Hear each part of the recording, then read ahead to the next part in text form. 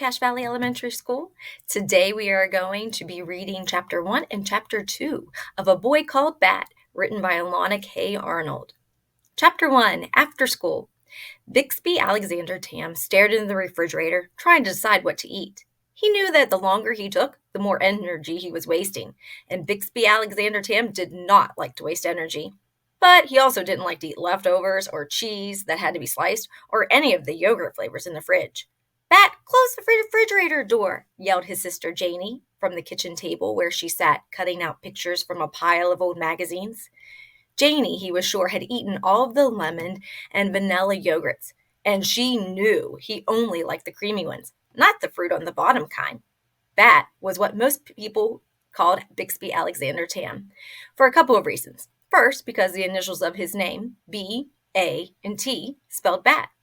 But there were many other reasons too. Bat's sensitive hearing, for one.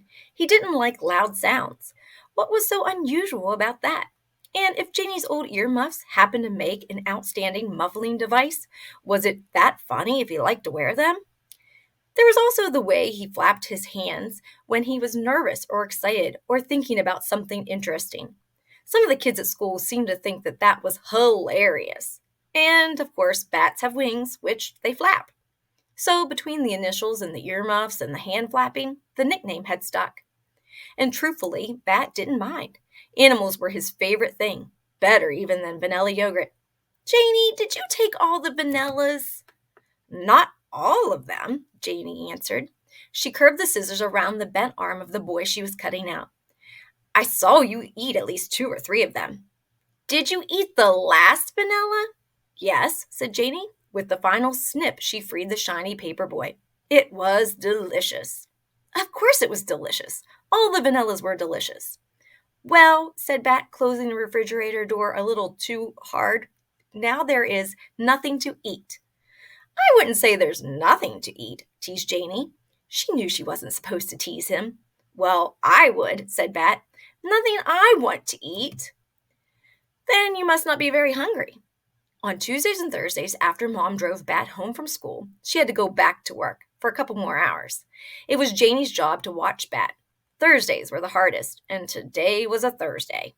"Make me a snack," Bat demanded. "Make me a snack what?" "Make me a snack now." "No," said Janie. "Make me a snack, please."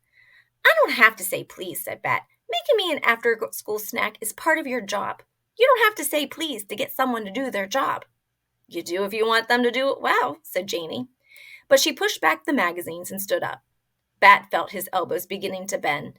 He felt his hands getting ready to flap. "I'm hungry," he said again, his voice sounding higher. Okay, said Janie. "Don't fly away. I'll fix you a peanut butter and jelly." "Without the crust," Bat said. He felt better already. Chapter 2, Bat's Cave. After finishing his snack, Bat went to his room. Bat's room was his favorite place in the whole world. In his room, Bat felt completely comfortable. Here he knew where everything was. If something was in the wrong place, it was his own fault, because no one messed with his room but him. In the rest of their small house, Bat's mom and sister knew to put anything that needed to go into Bat's room in one of the 3 baskets: his clean laundry basket, his book basket, and his miscellaneous stuff basket. Miscellaneous was a great word, and one of Bat's favorites. It meant all the extra stuff, so miscellaneous stuff basket could have almost anything, except clean laundry and books, in it. When the baskets were full, Mom placed them in the hallway outside Bat's door. He took them in his room and unloaded them himself. Once, Mom had tried to reorganize his dresser drawers because she thought he could use some help. After, when he was so upset he couldn't even speak, she said, "I'm sorry, Bat, but your drawers were just a mess. Your hats mixed in with your pants and sweaters. I don't know how you find anything." But the drawers weren't a mess, not at all. If Mom had looked more closely, she would have seen that his knit caps were in with his long pants and his sweaters, because he always wore those things together on cold days. Shorts and t-shirts were in another drawer, because he wore those things on warm days. "But what about this drawer?" Mom had asked, pulling open the bottom right drawer, which held a pair of pants, a wool sweater, and 2 t-shirts. "Those are things I never wear," Bat told her when he finally calmed down. because they're itchy and uncomfortable. Then Mom cut the tags out of the t-shirts and Bat moved them to his warm days drawer. After that, Mom left him to his own devices, as she liked to say. Once in his room, Bat closed the door. There was a sign on the outside that said, "Please knock." Janie had written it for him because her writing was much neater than his. Janie could do all the hand things better than Bat. Write things, cut things out, smooth peanut butter on bread. The clock told Bat that Mom would be home in 46 minutes. Mom was a veterinarian, which is what Bat intended to be too one day. Mostly she treated cats and dogs, but sometimes she had some unusual patients. Once she had taken a BB pellet out of the wing of a hawk. The pellet had broken one of the bones, and Mom had done surgery to mend it. She brought home x-rays to show Bat. "Why would anyone shoot a hawk?" Bat had asked. "Do you think they were going to eat it?" "No," said Mom. "Sometimes people do stupid things."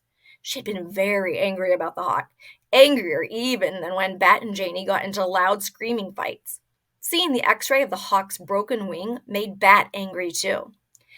But his room always made him feel better. It had a rolled-down bamboo window shade and a fine closet full of shelves, and a pull-out trundle in case someday a friend came to spend the night. It had a ceiling fan and a reading lamp and a rug with a picture of a train track printed on it. Bat felt like looking through his animal encyclopedia, which he often did after school. So he pulled it down from the bookshelf and dropped comfortably onto his beanbag. His stomach was full of sandwich, and Mr. Grayson hadn't assigned any homework. For this moment at least, Bat felt perfectly content. Join me next time for Chapter 3, 4, and 5.